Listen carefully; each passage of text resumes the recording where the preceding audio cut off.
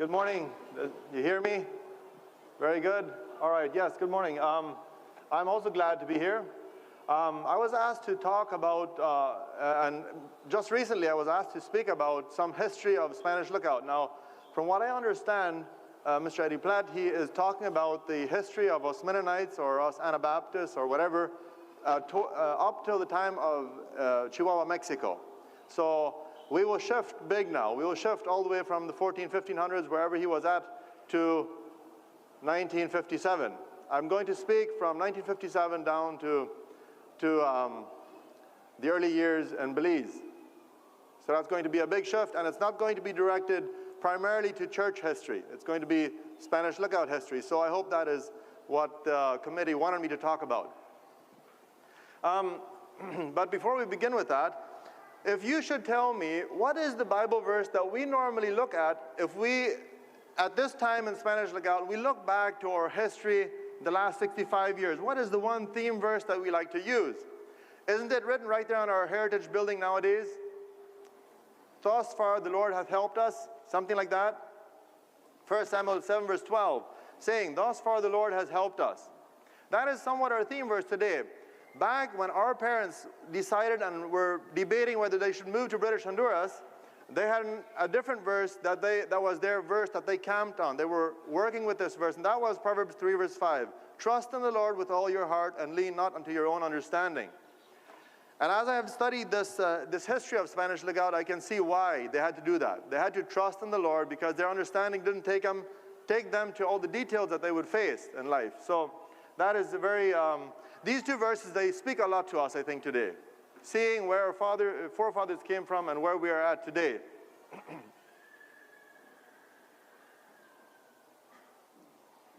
Yes, like I said, I'm going to speak on basically this time frame, 1957 to 1960. And as I've read, I've gotten a very new level of appreciation to the forefathers that did come to Belize and that started this all. I must admit that I will be talking as if we moved from Chihuahua to Belize, and the truth is I didn't, but there's many of you who did. So if I say we, meaning our fathers, our parents, our forefathers, our grandparents, that's not me, and yet it is many of us today, I think, especially the older ones here. I appreciate each one of the older ones that are here. I might mention some of your names. I hope that is okay. Some of the photos that I will display, many of them are old photos which will not be very clear, so I hope some of you get the basics out of them. And they may not be the direct photo of the situation that I'm talking about, but it will be something that happened in the same time. Will give us a good idea. Yesterday when we had the panel discussion here, the question was asked multiple times, why Belize? Why Spanish Lookout? Why Duck Run 3? That is our question as well many times. I think we basically have an answer to that. We say, well, Social Security, that's a very common thing that we say. That's why, well, that's maybe why we left Mexico.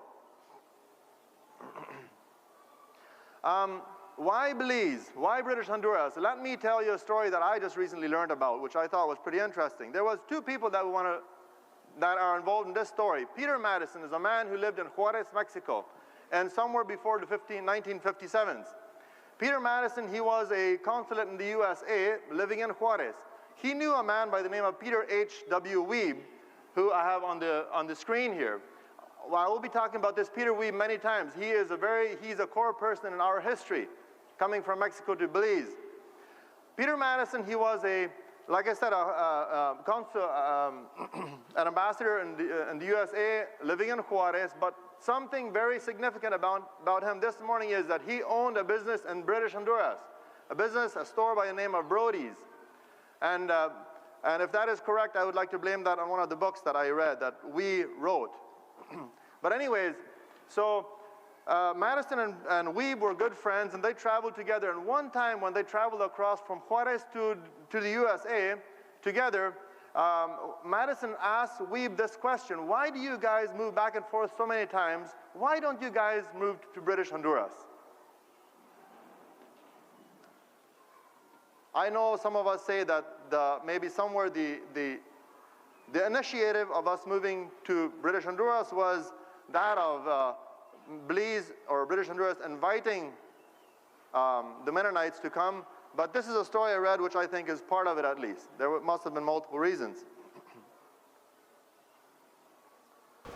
Some of the reasons why we maybe left Mexico, as we've many times heard, was Social Security system.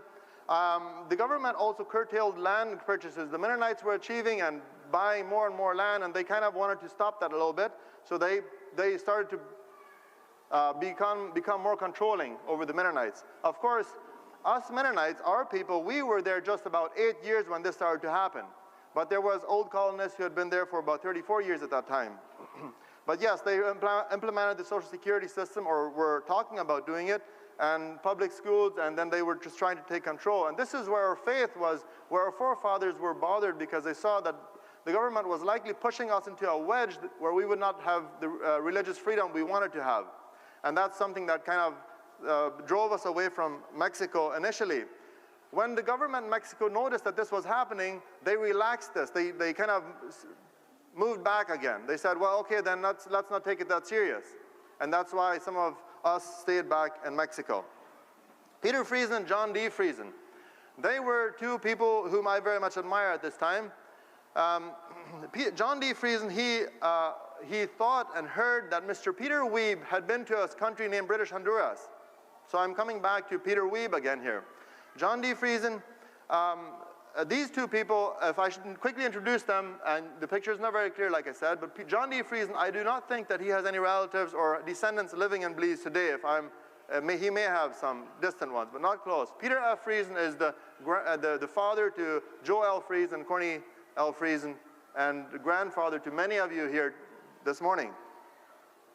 They heard about Peter Weeb. They made investigations who Peter Weeb was, where he was, and they found out that he lived not far from them. They were very much excited about this idea of investigating the country of British Honduras.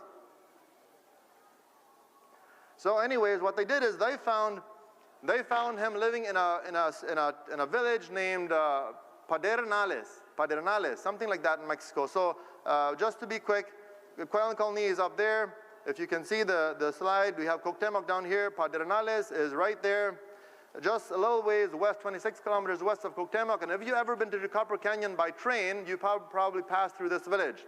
The train just runs right beside this village here. Many of you probably know where it is, where it's at. This is where Mr. Peter Weeb lived. John D. Friesen and Peter F. Friesen went to this village, and luckily they found Peter Weeb at home. And they talked and talked and talked, and they drained him of all the information he had. They just asked him everything, and he told them everything about British Honduras he knew. And finally, at 2 o'clock in the morning, they decided it was time to go back home. They went back to Colony. What is it that attracted us to British Honduras? It was a British colony for one thing, likely more rain, not as dry as Mexico, and there was hope for less incidents, robberies and so forth. And of course, they were hoping for a charter of privileges, which we call privilegium today. These two men traveled all on their own expenses, out of their own interest. There was no community behind them for them moving to Belize, for them coming to investigate British Honduras. They traveled along with Mr. Peter Weeb. Then, that was the first incident of the first of our people that moved to Belize. The second group came later in August. So this was March 57. In August, the community organized, when these two men came back, they reported on British Honduras, and then the community put together 5 of our men to go to Belize, and then of course some old colonists joined them, and other men, which were 7, which in total were 12 people. These came to Belize, and here are the names. John D. Friesen, he's the father to Willie Thiessen and Ben Thiessen, if I'm correct. Abram J. Thiessen, he's the father to Jake Thiessen, Reuben Thiessen. We have David J. Thiessen, he is now I mixed up with something. I think I have an error here in my notes. So some of this, the older men will have to correct us. I have 3, John D. Friesen was the one who initially came, right? He doesn't have relatives here. Abram J. Thiessen is the father to Willie Thiessen and Ben Thiessen, if I'm correct. And David J. Thiessen is the father to Jake Thiessen, Reuben Thiessen. Then we have Peter J. Duick, the father to John B. Duick, still living with us. And then Peter D. Reimer, which is my granddad, the M. Reimer's father. On the picture, I have Peter D. Reimer and John D. Friesen here. Peter F. Friesen at this time did not come. But these are the only two pictures I could easily get hold of, so that's why I have them two here. This was the first group of delegations by the community, the 5 of these men in August of 1957. The third time someone came was again Peter D. Reimer and a Bishop Cornelius R.E. Reimer. And this is when our privilegium was signed. This happened in December of 57. Interestingly, same Peter Weeb signed as a witness on our privilegium. He signed on behalf of the governor of Belize and also on behalf of our 2 men, the bishop and Peter D. Reimer. So those 3 those 3 times, our people came to Belize before the move. British and Honduras. Let me go back. The first time these 2 men came, I will be speaking kind of back and forth between the first time these 2 men came and the time the other delegates came in when there were 5 of us. When John D. Friesen and Peter F. Friesen first came to Belize, the first meal they got in Belize City was, what do you think? It was not rice and beans, it was cowfoot soup. It wasn't very interesting, it wasn't very appetizing to them. That was on a Saturday. The Sunday, they were good churchmen like we are today, so they, of course, visited church. They went to a Nazarene church in Belize City, but they felt very awkward and they were waiting for the service to come to an end, apparently. But they were there, faithful. They met these 2 men, George Price, an image probably somewhat like he was back then. I don't know for sure. Emery King, of course, was much younger than he is on the picture here. These 2 men, George Price, soon afterwards became the Prime Minister of Belize for 20 years. Emery King was very interested in people coming in and investing in Belize, farmers. Emery King was the one who led them around throughout this whole time they were in Belize. He toured them basically with George Price and several others at the same time.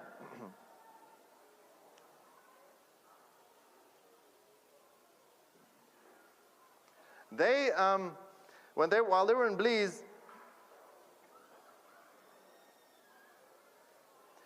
were in Belize, they visited multiple farms because they came for farming. So the first farm they visited, or one of the first, was Freddie Hunter's farm close to Belize City, the dairy farm. And they looked at that. Emery King next took them about 30 miles out of Belize City to a rice farm that was operated by the government at that time. And this is where they found a lot of interest because they saw that this farm was being farmed with machines the way they did it in Mexico. A seed drill was on the field like the ones in Mexico. This gave them a lot of interest to them. But also all of a sudden when they were on the field there, a noise came out of the bush which made them ask Mr. Emery King, what do we hear out from the bush? And Emery King says, oh, that's just apes in the bush making noise. And then he says, all of a sudden we felt like if we were very far away from home. And that some of our young children can very well relate to that. When those holler monkeys make noise, they all of a sudden feel like if they want to go to daddy's or mommy and kind of feel comforted. That's the way our forefathers felt when they first heard them. We also visited a fruit orchard close to Belize City, a 30-acre fruit orchard. We drank watermelon juice and we ate tropical fruit. Very refreshing, very impressive. There was a small railroad in the orchard to gather all the fruit. After some days, we had the opportunity to go to Fort George Hotel and had a fancy meal there with the officials of the country of Belize. We, as lowly farmers sitting around a grand table having dinner, we asked about the Charter of Privileges, if we'd be able to get a hold of that, if we'd be able to sign one with the government and so forth. We investigated this stuff here. The following day was a Sunday, and John Friesen was not feeling well, but Peter F. Friesen had interest in going towards the west, so he took bus and he went to the west. When he came back, he was very enthusiastic. He said he saw lush green pastures with cattle in it. He visited a government-operated central farm somewhere in the west. He talked about a city or a town named El Cayo. There was orchards there.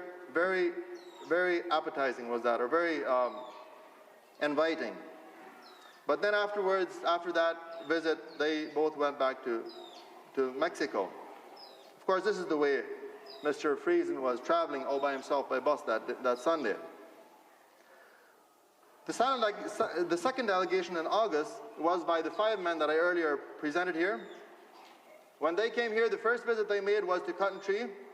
which is just a little ways towards Belize City from us. They visited a place there. The second place they visited was Blue Creek. The old colonists that were with them, they enjoyed and they liked Blue Creek. It was much more isolated and they liked it, but the Spanish Lookout, our people weren't so much interested in that. Then finally, the last, they also went to visit Spanish Lookout. And Spanish Lookout, they got a ride with a bulldozer when it was hauling logs, and they looked at the property in the area right here. They saw it. When they crossed back over the river that evening, they all in unity agreed, this is the piece of property we want to buy. But at that time, it wasn't for sale, but after several months, it finally did become available, and they bought this land for $5 US an acre, 18,000 acres, where we're at today.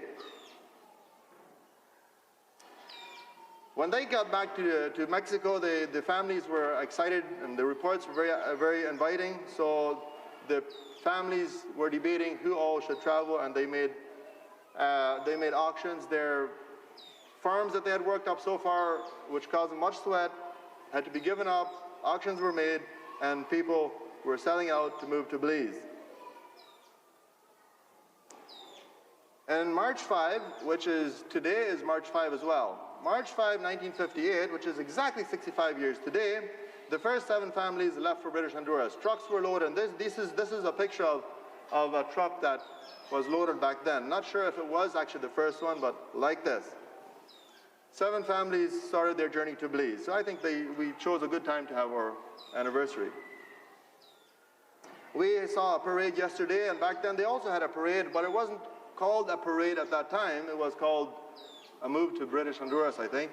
Trucks in line, loaded to go to British Honduras. The people and neighbors gathered at the school and some at Peter D. Reimer's place, and hugs and kisses were shared, and farewells and goodbyes were said, and they left. And boyfriends and girlfriends, they were separated at that time.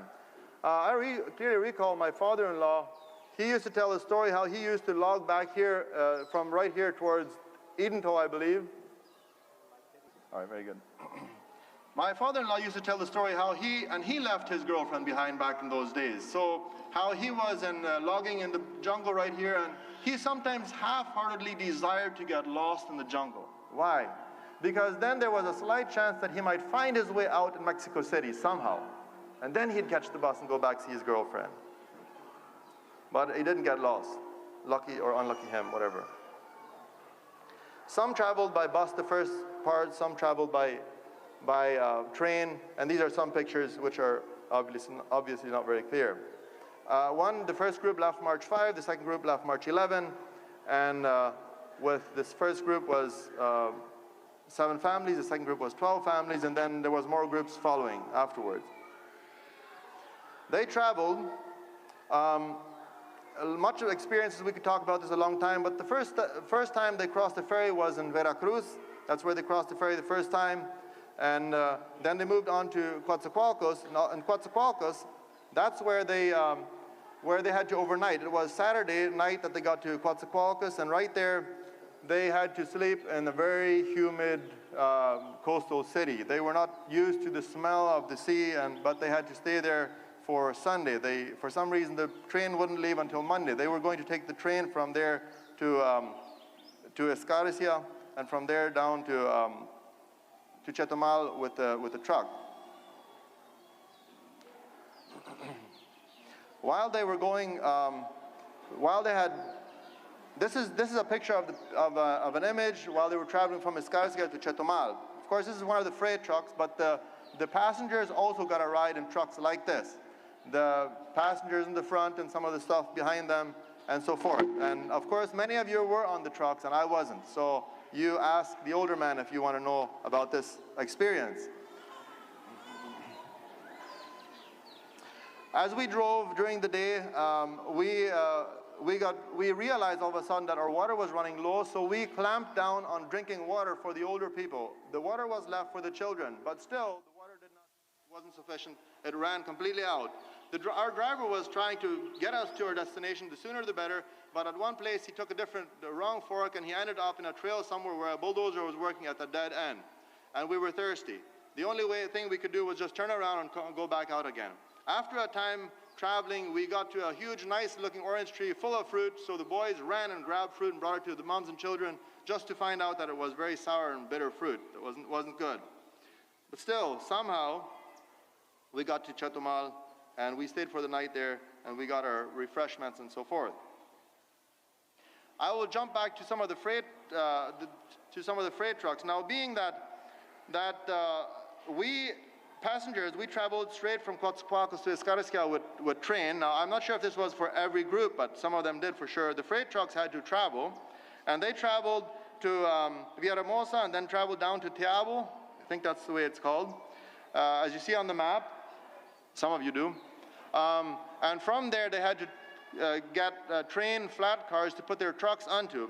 This is where the two initial trucks parked empty that had taken, so the first two trucks had left earlier, and some of the trucks came later on. The first two trucks were parked here empty, and the other drivers, which included Jacob Barkman and Frank B. Lowen, who may be here this morning, they were on this truck.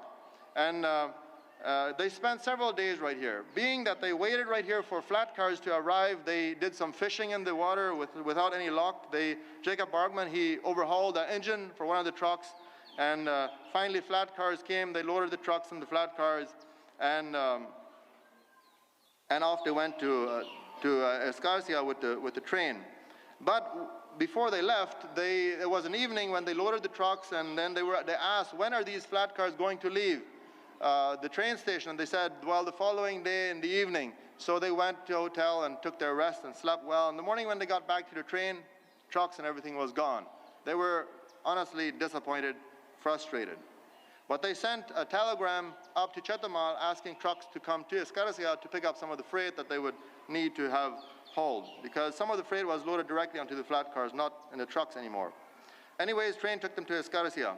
They caught up with the train again with their trucks, and somehow it worked out.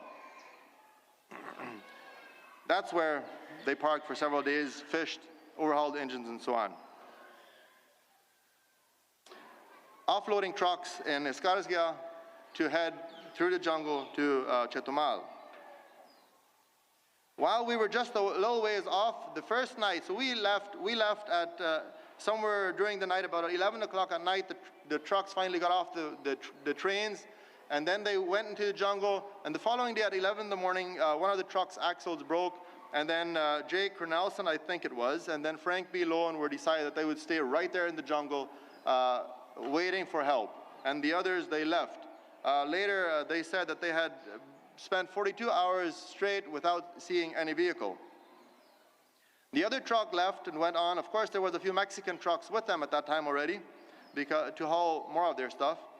And while they were just about 46 kilometers away from Chetumal, also during the night, the driver fell asleep and ran off the road and dropped the truck on the side, tipped over. So there was trouble on the way. And all this time, while they had trouble, another group of people passed them by, moving to British Honduras, which include Ben B. Dwig and P.P. Lowen and John D. Lowen. I got this picture from under the roof right there where the mahogany trees are, in case you wonder. But there was 4 families passing them by on the road while they had trouble. One was an old colonist couple, I believe, didn't move to Spanish Lookout. Those are the ones. So, and they got here April 6th, as you can see. This whole ordeal of moving our freight to Belize took about 1 month. We got back to the passenger train. So they were in Chetumal, and they crossed over into British Honduras in this way with a ferry. We got to Belize City at 1 o'clock in the night on March 13. We stayed there overnight. The following day, Emery King, he rented 2 trucks to take our stuff to Spanish Lookout. And that was on March 13th still, because they got there at midnight. So on March 13th, they still stayed in Belize City.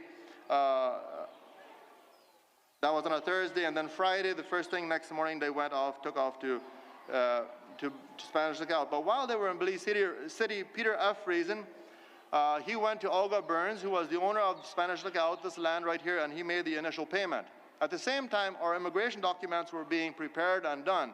We were decided to move to British Honduras. We hadn't seen the land we were going to move to, but our immigration documents were being completed.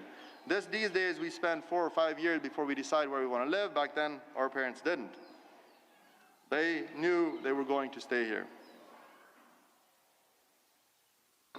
Our travel to Spanish Lookout, and then when we had traveled about 65 miles, we turned off to the right to the river. We passed through beautiful citrus groves, got to the river, and investigating the river, there was no deep water, so we could pass through without any problems with the trucks. March 14, we arrived Spanish Lookout. This is the 7 couples that moved first. This picture also comes from right under the roof right here. As you can see, if you can read the names at least. March 14, 1958. We were at home in Spanish Lookout. This is the house that greeted us. It was a kind of a big house. We offloaded our goods on the yard outside. The stuff that should definitely not get wet was loaded into this house. The 7 families all moved into this house, if I am correct. But yes, 7 families did move into this house. The same yard where this house was staying, there was also a sawmill there, and we bought that sawmill for $10,000. Still, for the first few days or weeks, we had to buy lumber to build our houses since we didn't have a bulldozer to haul logs, and so we had to buy lumber from the neighbors around us. I'm going to go through the first 7 days briefly that we were in Spanish Lookout. This is the first day we were hauling lumber from our neighbors with dory, with canoe over the river. It was about 100 degrees Fahrenheit, and we sweated and were preparing to build houses, which was the first full day here, Saturday the 15th of March. I was going to say something about this house here. This house was full, and it was very hot, and there was one stove that they used to bake all the goods for all these families. So the stove was moved out into the yard where they did all the baking. Basically, all through the day, this stove was kept busy to feed all the men. Ladies did the cooking and the baking. They had to run upstairs in this house, and Mrs. Peter Afries, she ran the stairs one time, who was the leader of all the cooks, and broke through and got her ankle misplaced, and she lay on the ground, half sitting, half laying down, and still kneading the dough, trying to keep the men fed. Peter Afries and John Refriesen got there, and they tried their best without any experience to locate back her ankle, and in a few days she walked again perfectly fine. We consider that a miracle of God. That was the first. So the first day we built, or we transferred lumber first by canoe. Then afterwards we had to take it on our backs to our where we wanted to build at 100 degrees Fahrenheit. The second day was Sunday. We had church service without a minister, and it was very lonely. And the way we know us and our people, we don't work on Sundays, and I can imagine it must have been lonely. Day 3, which was on a Monday the 17th, freight trucks were still not arriving. The trucks they were waiting for, remember I said the freight trucks had been left in Teabo in Mexico. So they still did not arrive. So Peter Friesen and Bernard L. Friesen went to Belize City, and they overnighted in Belize City that night to investigate and see where freight was staying. The 4th day was on a Tuesday, the 18th. The tragedy, Miss Greta Friesen drowns. It was at 2:30 in the afternoon. We were building our houses, and all of a sudden we heard a noise from the river. So we quit everything, let everything lay where it was, ran to the river, and we found the body of Greta, daughter of Bernard L. Friesen, excuse me, on the sand right there at the river, dead. Police were called. They came and investigated the situation, and they demanded that the body stay right there for several hours out in the hot sun, and the decaying process was very rapid at that time in this humid climate. But for the night, the body was taken to Cayo, and then the 5th day, of course, the body was brought back. There was funeral, no minister, no obituary, but it was a sad day, but it also came to an end. Day 5. On day 6, we resumed building our houses. We knew more people were coming and we had to build houses, so that's what we did. On this day, the second group was crossed. So the second group of 12 families was now at the Belize, British Honduras, and Chetumal border. They were crossing the border this very day, on day 6 on day 6. When they were in Orange Walk or somewhere between the border and Belize City, they heard the news that some of the Mennonites had died, but they didn't know who it was, and it was told to the leaders of the group, and the leaders decided that they were about to cross a ferry, which was very scary for them, and they decided not to tell the group about this incident in Spanish Lookout, not knowing who it was, for one, and the other thing was they wanted to first be safely across the river until they'd tell the entire group.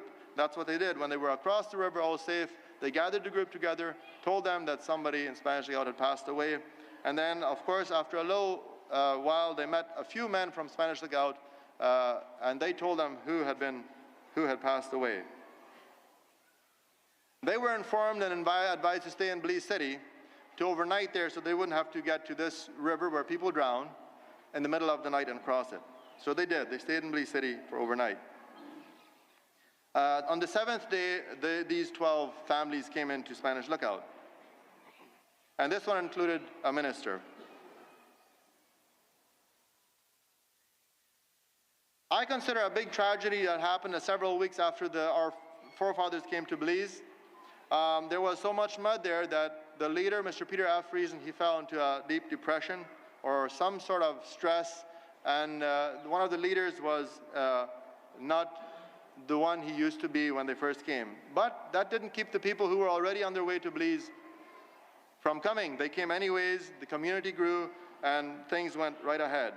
But his stress came due to the fact that there was so much unknown ahead of them, their money was draining fast, and the situation was not good. There was too much, at that time probably not so much mud anymore, but the situation was not very nice. How did our forefathers initially make their living? And I'm going to speak a little bit about this here. Remember, I'm trying to stay in the framework of 1960 and earlier. A few incidents from afterwards. But anyways, the first thing we did after buying a bulldozer was we did cut lumber. That was our income. Everybody had his 5 acres of land, and we cut lumber, and we were able to sell the lumber and make land payments, and also that was cash we could use to pay for food and so forth. Trees right here were up to 120 feet tall. We had to cut the trees with saws and hand saws and axes.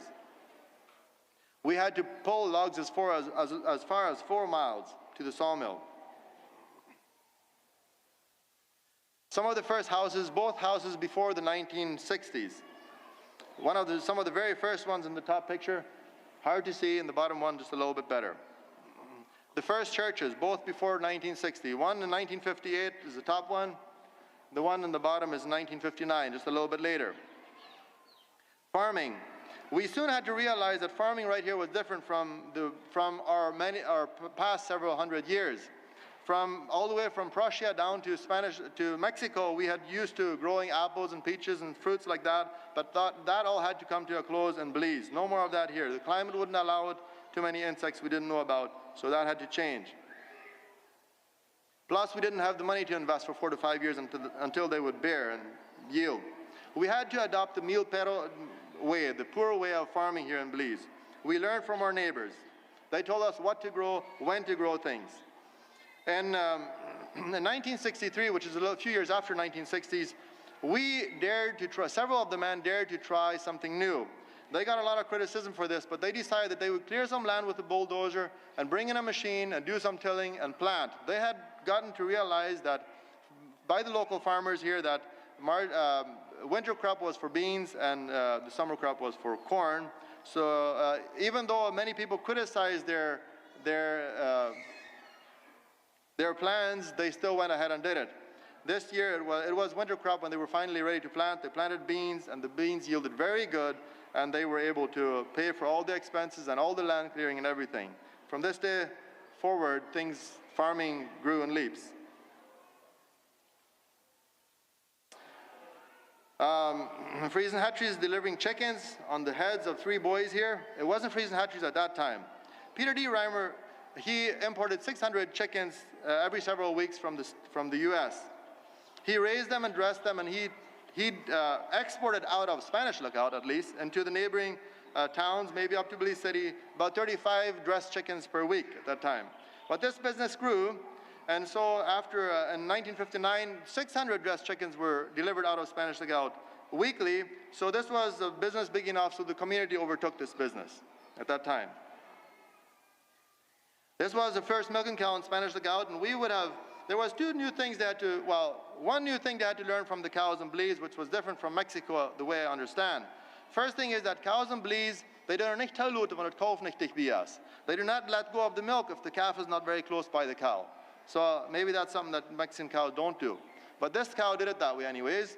The other thing was, we would have hoped that they would have at least an easy milker in the first days, but it wasn't so. A very hard milking cow this was. In 1960s to 1962, there was a group from the States who was trying to help our people, and they sent down a load of heifers or Holstein, purebred Holstein cows by airplane. And I read, and I don't know if this can happen, but I read that one of the heifers broke through the window of the plane, and it landed while the head stuck out of the plane.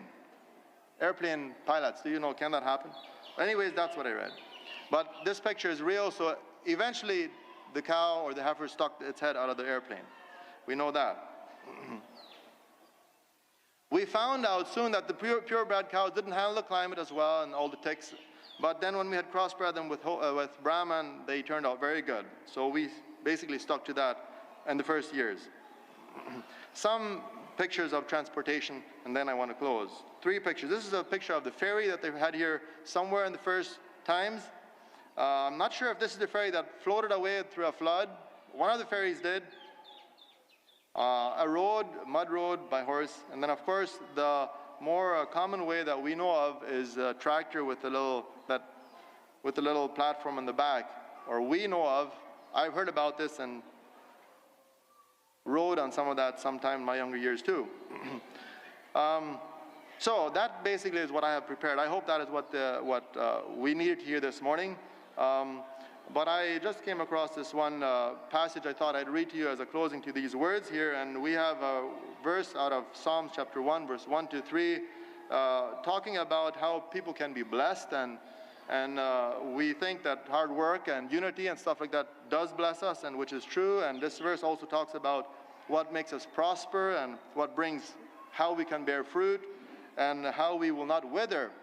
Let me read these verses here. It starts off with, blessed is the man. Of course, that's what we want to be. And it says, but his delight is in the law of the Lord, and in his law does he meditate day and night. He shall be like a tree planted by the rivers of water that brings forth its fruit in its season. His leaf also shall not wither, and whatever he does shall prosper. And that is all by delighting in God and in his word and meditating upon it day and night. May God bless you.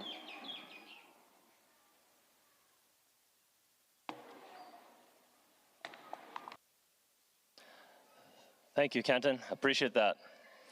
A lot of details that happened in a short time, which I believe that was very short for what real happened, but at least a glimpse of the sweat, the cost involved. In wrapping up this session, I was inspired to share a few words taken out of John 14, and I think we can all identify with this. And it really speaks for what was and what still is. Our greatest desire is to have peace of mind and heart. So I'll read here a couple verses to highlight that. Jesus is saying, I am telling you these things now while I am still with you. But when the Father sends the advocate as my representative, that is the Holy Spirit, he will teach you everything and will remind you of everything I have told you. When we look at this, and I realize that the story is being shared of what happened and how it came to be that our forefathers moved from country to country and eventually ended up here, it is important for somebody to tell us what happened and to realize that our faith is transferred like this as well. And the Father, Jesus Christ, has promised that a comforter would be sent to keep reminding us what is the true foundation, which we heard earlier how it happened way back in the early days of the apostles and so forth.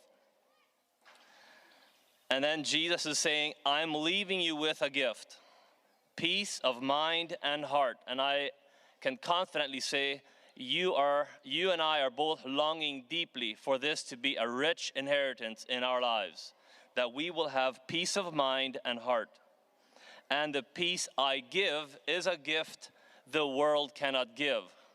As much as it has been trying, it has never succeeded to bring about a peace, a sense of security. No gates or fences or walls have ever done what this peace can do. So don't be troubled or afraid. I feel those are very, very appropriate words. You might feel anxious about what will the next 5 to 10 years look like. You know what? That is up to us. We have heard what our forefathers did. What will be talked about these years in the next 20, 30 years is actually in our choosing.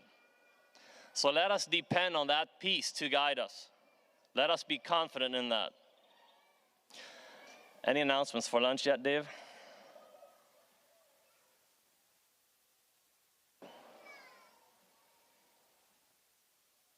Yes, we have a few announcements for lunch, and as well, I just wanted to make one remark. Kenton showed a picture there of the ferry, and I guess you all are aware of the ferry that's down here by the lake. That was built 5 years ago, and that should be according the spec sizes, according to what that first ferry was that was built here on the river. So if you walk down there and you see that ferry, that was the first ferry that was used, like the size of it. And then besides that, lunch remarks now, we will make a little bit of a different turn than yesterday. We'll walk down this road here and around to the same tent. We walk down this road here and along to the same tent and pass through the same white tent like we did yesterday for the food. So instead of making a right-hand turn back there, we'll make a left-hand turn in the front here and go back to the white tent. And I guess that's it. You're all welcome to stay for lunch today. Thank you, Dave. Okay, so in response to that, I'd like you all to stand, and we'll have a blessing for the food yet. Heavenly Father, we give you praise, and we thank you for this beautiful morning. Father, thank you that we have found this place of peace to join together, hearts, comradeship, to hear the stories of the past, and to be inspired to take on courageously for the future. Father, we pray your blessing upon the food. We give you praise, and we receive it with thanksgiving. Amen. You're dismissed. I guess we take it out this way and find our lunch. And we plan to continue here at 2 p.m. to hear some additional sessions.